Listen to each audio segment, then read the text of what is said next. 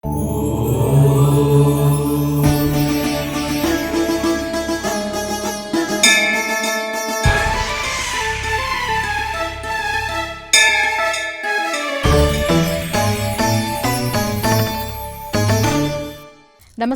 ETV life ఆధ్యాత్మిక channel తీర్థయాత్ర కార్యక్రమానికి స్వాగతం. భారతీయుల ఆధ్యాత్మిక జీవన విధానాన్ని ప్రభావితం చేసిన క్షేత్రాలుగా శక్తిపీఠాలు విరాజిల్లుతున్నాయి. సాక్షాత్తు ఆదిపరాశక్తి ఆవిర్భవించిన ప్రదేశాలు, అడుగడుగున ఆ తల్లి లీలా విశేషాలను ఆవిష్కరించే ఆధ్యాత్మిక కేంద్రాలే శక్తిపీఠాలు. అలాంటి శక్తిపీఠాలలో ఒకటిగా మహారాష్ట్రలోని మహూర్గఢ్ కనిపిస్తుంది. కొండపై నిర్మితమైన ఈ ఆలయం మహిమాన్వితమైనదిగా ప్రసిద్ధి చెందింది. ఇక్కడ ఆవిర్భవించిన శ్రీ రేణుకాదేవి శక్తిపీఠమే నేటి మన తీర్థయాత్ర.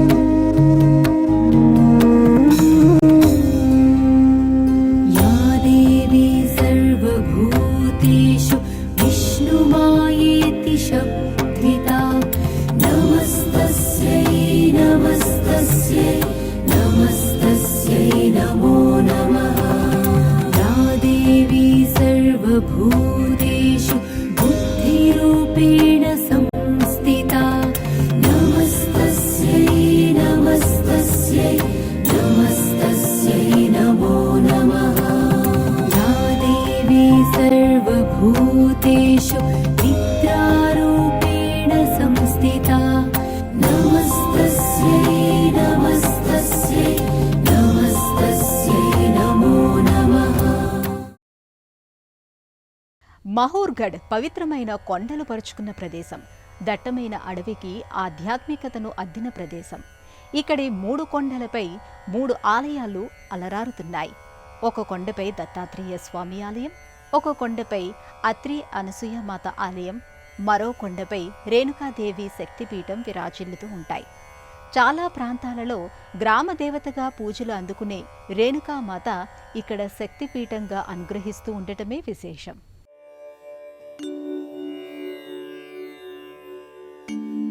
అష్టాదశ శక్తిపీఠాల జాబితాలో కొన్ని శక్తి క్షేత్రాలు కనిపిస్తాయి. అలాగే 51 శక్తిపీఠాలు, 108 శక్తిపీఠాల వరుసలో మరికొన్ని క్షేత్రాలు పలకరిస్తాయి. మాహూర్ ఆహ్లాదకరమైన ఆధ్యాత్మిక ప్రపంచం. ఎత్తైన కొండలు, ఆ కొండలను అభిషేకించే జలపాతాలు, అలుపెరగని మలుపులతో ముందుకు సాగే ప్రవాహాలు నయనానందాన్ని కలిగిస్తాయి. కొండలను సుతారంగా తాకుతూ వచ్చే చల్లని గాలి, కొండపై కోవెలలో కొలువైన అమ్మవారిని తాకుతూ తన్మయం చెందుతూ ఉంటుంది. ఆ పరవశంలో ఉన్న భక్తులను పలకరిస్తూ ముందుకు సాగుతుంటుంది. ప్రకృతి అందాలను ఆస్వాదిస్తూ ప్రధానమైన కొండ వరకు స్థానిక వాహనాలలో చేరుకోవచ్చు. అక్కడి నుంచి మాత్రం మెట్ల ద్వారానే ముందుకు సాగవలసి ఉంటుంది. రేణుకాదేవి కొండపైకి చేరుకోవడానికి దాదాపు 250 మెట్లను ఎక్కవలసి ఉంటుంది. విశాలమైన పొడవైన మెట్లను కొన్ని వందల మంది భక్తులు ఒక్కసారిగా నడవడానికి వీలుగా నిర్మించారు. మెట్ల దారిలో ఇరువైపులా పూజా సామగ్రితో పాటు ఇతర వస్తువులను కూడా విక్రయిస్తూ ఉంటారు. ఈ కొండపై గల సువిశాలమైన ప్రదేశంలో ఆలయాన్ని నిర్మించారు. అన్ని వైపుల నుంచి అలుముకున్న ఆహ్లాదం మనసుకు ఉల్లాసాన్ని కలిగిస్తుంది. ప్రధానమైన ఆలయ ద్వారం చాలా దూరంలో ఉండగానే క్యూ లైన్లు మొదలవుతాయి. దీనిని బట్టి ఈ ఆలయానికి భక్తుల తాకిడి ఏ స్థాయిలో ఉంటుందనేది అర్థమవుతుంది. ప్రవేశ ద్వారాలు, ఆలయ నిర్మాణం చాలా భిన్నంగా అనిపిస్తాయి. ఈ ఆలయ ప్రాచీనతకు ఇక్కడి నిర్మాణాలు అద్దం పడుతూ ఉంటాయి.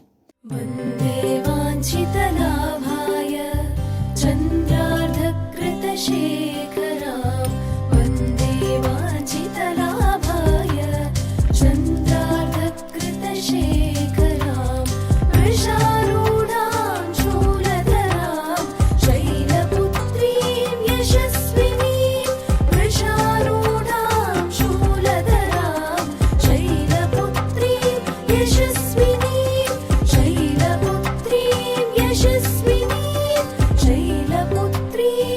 यशस्विनी।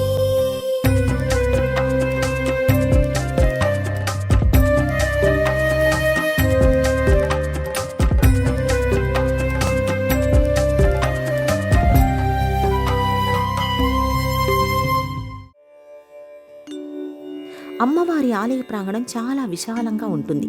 ఇక్కడి నుంచి చూస్తే పరిసరాలన్నీ పలకరిస్తున్నట్టు, పరవశింపచేస్తున్నట్టు అనిపిస్తుంది. ముఖమంటపానికి ఎదురుగా గణపతి మందిరం ఉంటుంది. ముందుగా గణపతికి నమస్కరించుకున్న భక్తులు ఆ తరువాత అమ్మవారి సన్నిధి దిశగా కదులుతారు. ముఖమంటపంతో కూడిన గర్భాలయంలో అమ్మవారి శిరస్సు వరకు గల భాగమే భక్తులకు దర్శనమిస్తూ ఉంటుంది. గర్భాలయంలోని ప్రత్యేక మందిరాన్ని ఆక్రమించిన అమ్మవారి శిరస్సు సింధూర వర్ణంలో కనిపిస్తుంది. విశాలమైన నేత్రాలు, దట్టమైన కనుబొమలు, వెడల్పాటి నాసిక, తెరిచిన నోరుతో అమ్మవారి ఆకృతి విలక్షణంగా అనిపిస్తుంది. ముఖమంటపం నుంచే భక్తులు అమ్మవారిని దర్శించుకుంటూ ఉంటారు.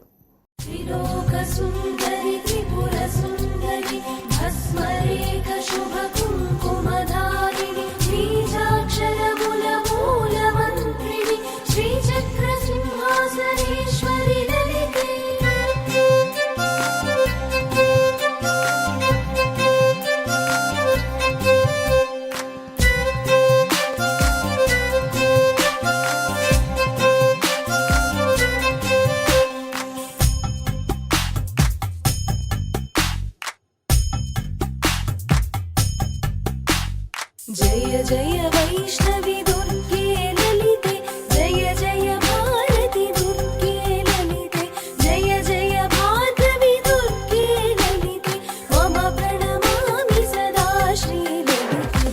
जय जय वैष्णवी दुर्गे ललिते, जय जय भारती दुर्गे ललिते, जय जय भार्गवी दुर्गे ललिते, मम प्रणमामि सदा श्री ललिते। ఎటువైపు చూసినా కొండలు, లోయలు, కనుచూపు మేరలో పరుచుకున్న పచ్చదనం పవిత్రమైన ఈ క్షేత్రానికి ప్రశాంతతను చేరవేస్తున్నట్టుగా అనిపిస్తుంది. ధారాళంగా వెలుతురు, గాలి వచ్చే ఈ ప్రదేశం మనసులో ఆధ్యాత్మికత కుదురుకోవటానికి మరింత దోహదం చేస్తుంది. అలాంటి ఈ ప్రదేశంలో రేణుకామాత ఆవిర్భవించడానికి గల కారణంగా పురాణ సంబంధమైన ఒక కథనం వినిపిస్తూ ఉంటుంది. జమదగ్ని మహర్షి, రేణుకాదేవి దంపతులు పూర్వం ఈ కొండకు సమీపంలో నివసిస్తూ ఉండేవారని స్థల పురాణం చెబుతోంది. అనునిత్యం జమదగ్ని మహర్షి జరిపే పూజాభిషేకాలకు అవసరమైన పవిత్ర జలాలను రేణుకాదేవి నది నుంచి తీసుకువస్తూ ఉండేది. రేణుకాదేవి మహాపతివ్రత. అందువలన ఆమె పాతివ్రత్య మహిమచే అప్పటికప్పుడు ఇసుకతో కుండను తయారు చేసి అందులో నది నీటిని తీసుకువచ్చేది. ఒకరోజున నదికి వెళ్లిన ఆమె పడవలో నది దాటి వస్తున్న ఒక రాజును చూస్తుంది. ఆయన ఆకర్షణీయమైన రూపం నుంచి ఆమె వెంటనే చూపు తిప్పుకుంటుంది. కానీ ఇసుకతో కుండ తయారు కాదు. అందువలన నది నుంచి ఆమె ఆశ్రమానికి రావడానికి ఆలస్యమవుతుంది. ఆలస్యానికి గల కారణాన్ని గ్రహించిన జమదగ్ని మహర్షి ఆగ్రహావేశాలకు లోనవుతాడు. రేణుకాదేవి శిరస్సును ఖండించమని పుత్రులను ఆదేశిస్తాడు. ఒక్క పరశురాముడు మాత్రమే తండ్రి ఆదేశాన్ని పాటిస్తాడు. గొడ్డలి వేటుకు ఎగిరిన ఆమె శిరస్సు గిరిజనుల నివాసానికి సమీపంలోని ఒక కొండపై పడి శిలగా మారిపోతుంది.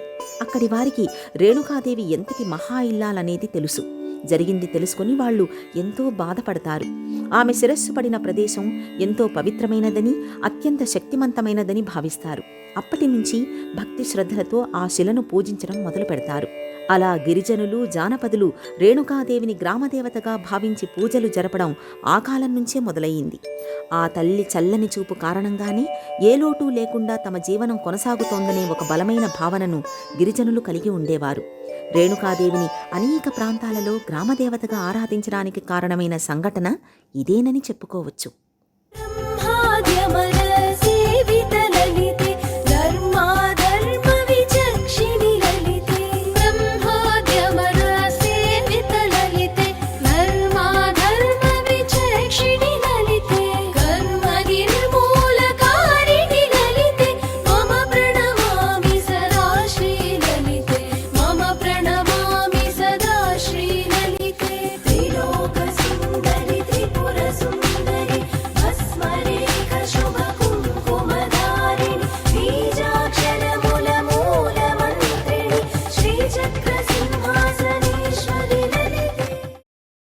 చాలా గ్రామాలలో గ్రామదేవతగా రేణుకాదేవి ఆలయాలు, మందిరాలు కనిపిస్తూ ఉంటాయి.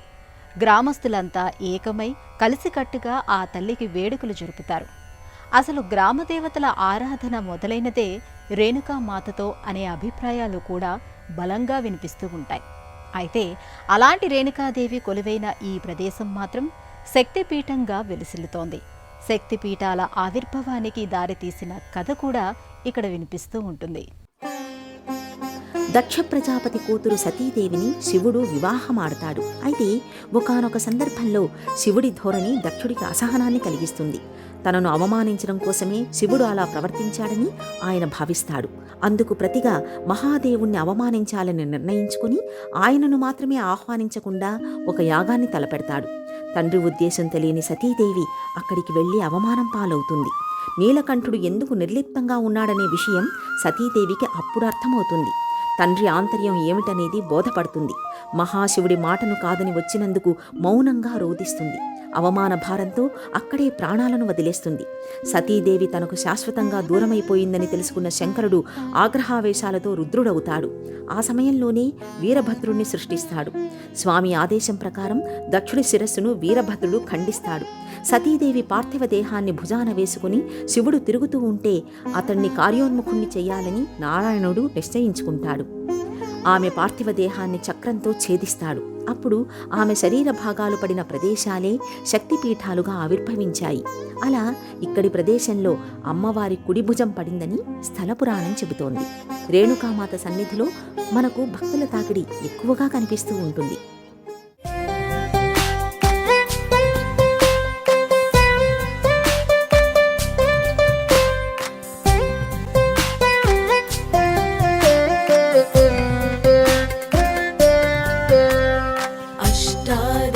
अष्टादशपीठेश्वरि ललिते कष्टनिवारणकारिणि ललिते अष्टैश्वर्यप्रदायिनि ललिते मम प्रणमामि सदा श्रीललिते। अष्टादशपीठेश्वरि ललिते कष्टनिवारणकारिणि ललिते अष्टैश्वर्यप्रदायिनि ललिते मम प्रणमामि सदा श्रीललिते। चन्द्रकलाधरि शाङ्करि ललिते चन्द्रसहोदरि श्रीकरि ललिते चन्द्रकलाधरि शाङ्करि ललिते चन्द्रसहोदरि श्रीकरि ललिते चन्द्रमण्डलवासिनि ललिते मम प्रणमामि सदा श्रीललिते मम प्रणमामि सदा श्रीललिते। సాధారణంగా శక్తి స్వరూపమైన అమ్మవారి ఆలయాలలో పాయసం నైవేద్యంగా సమర్పిస్తూ ఉంటారు. అలాగే భక్తులు తెచ్చిన వివిధ రకాల పండ్లను కూడా అమ్మవారికి సమర్పిస్తూ ఉంటారు. అయితే అందుకు భిన్నంగా ఇక్కడ మనకి ఒక ఆచారం కనిపిస్తూ ఉంటుంది. ఇక్కడ తాజా తమలపాకులతో చుట్టిన తాంబూలాలు అమ్ముతూ ఉంటారు. ఆ పాన్ను పొడిగా చేసి అమ్మవారికి సమర్పిస్తూ ఉండటం విశేషం.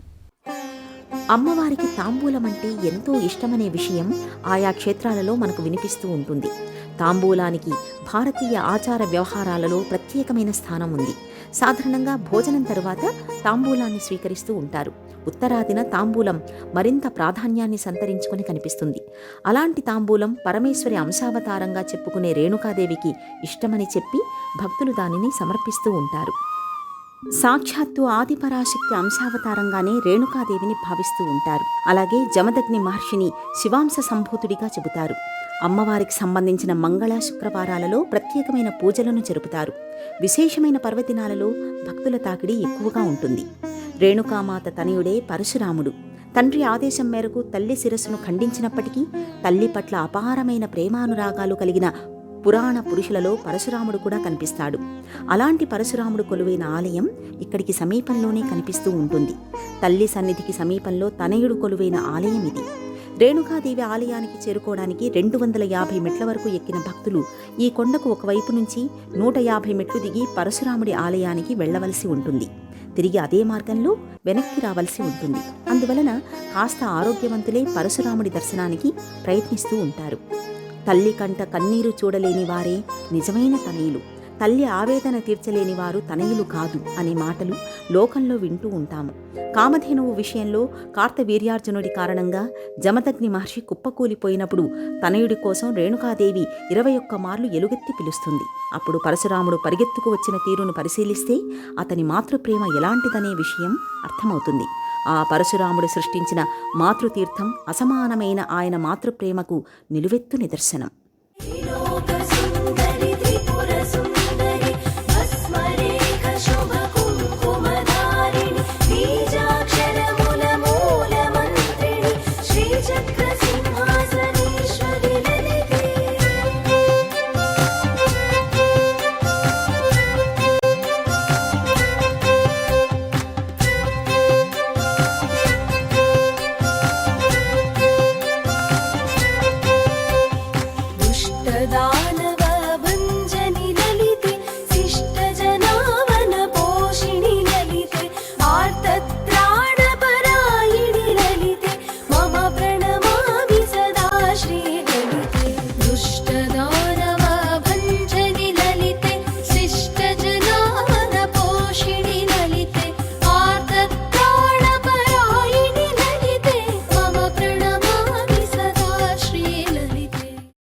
రేణుకాదేవి కొలువైన ఈ కొండ మాత్రమే కాదు, చుట్టుపక్కల ఉన్న కొండలన్నీ కూడా ఎంతో పవిత్రమైనవిగా, మహిమాన్వితమైనవిగా చెబుతారు. అందుకు కారణం ఈ కొండలపై అనసూయమాత, అత్రి మహర్షి, దత్తాత్రేయ స్వామి మందిరాలు ఉండటమే. ఒకప్పుడు ఈ కొండలపైనే అత్రి అనసూయ దంపతులు నివసించారని, వారికి దత్తాత్రేయుడు జన్మించింది ఇక్కడేనని స్థలపురాణం చెబుతోంది.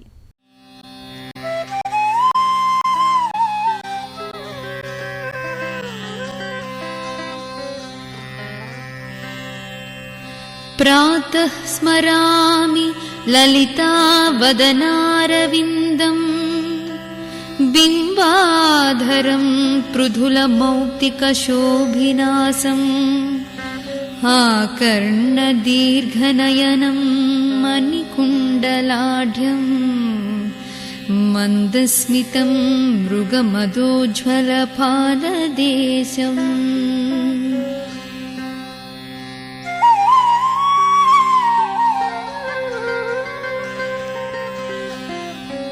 कदम्बवनचारिणी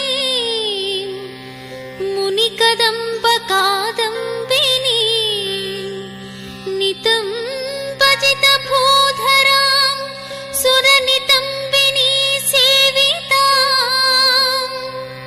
नवाम्बुरुहलोचनाम् अभिनवाम्बुदश्यामलां त्रिलोचनकुटुम्ब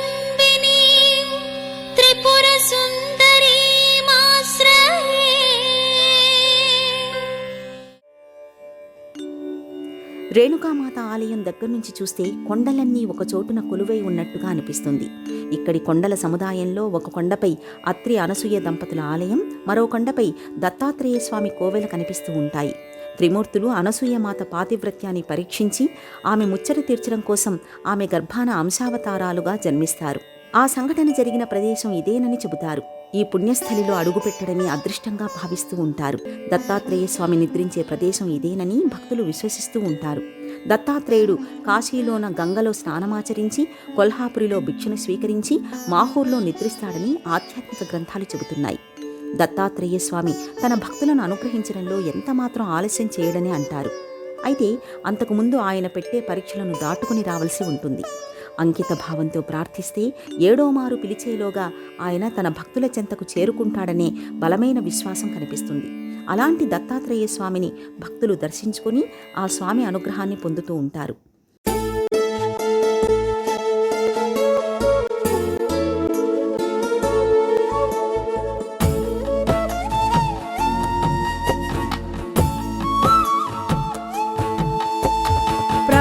స్మరామి లలితావదనారవిందం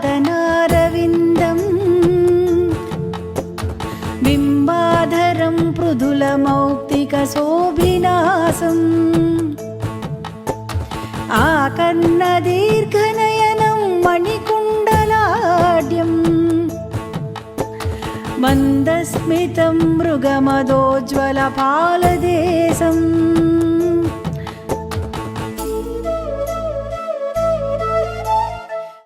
రేణుకాదేవి ఆలయం తలుపులను అనునిత్యం ఉదయం 6 గంటల నుంచి మధ్యాహ్నం 12 గంటల వరకు తెరిచి ఉంచుతారు. సాయంత్రం 4 గంటల నుంచి రాత్రి 8 గంటల 30 నిమిషాల వరకు దర్శనానికి అనుమతి ఉంటుంది. విశేషమైన పర్వదినాలలో ఆలయ వేళలు మారుతూ ఉంటాయి. హైదరాబాద్ నుంచి 360 కిలోమీటర్లు, నిర్మల్ నుంచి 127 కిలోమీటర్లు, ఆదిలాబాద్ నుంచి 80 కిలోమీటర్ల దూరంలో మాహోర్ ఉంది. ఆదిలాబాద్ నుంచి మాహోర్కి బస్సు సౌకర్యం ఉంది. నాందేడ్ వరకు రైల్లో వెళితే అక్కడి నుంచి బస్సులలో మాహోర్కి తేలికగానే చేరుకోవచ్చు. ఒకవైపున రేణుకాదేవి పరశురాముడితో ముడిపడిన కథ, ఒకవైపున సతీదేవి వియోగానికి సంబంధించిన కథ, మరోవైపున దత్తాత్రేయుడి ఆవిర్భావానికి కారణమైన కథ. ఒక్కో కథకు నిదర్శనంగా ఒక్కో కొండపై వెలిసిన దేవాలయాలు మహిమల నిలయాలుగా కనిపిస్తాయి. 3 కొండలపై వెలిసిన ఆ ముచ్చటైన ఆలయాలను దర్శించుకున్నారు కదా. మరో ఆలయ సందర్శనంతో మళ్ళీ కలుసుకుందాం. అంతవరకు సెలవు. నమస్కారం.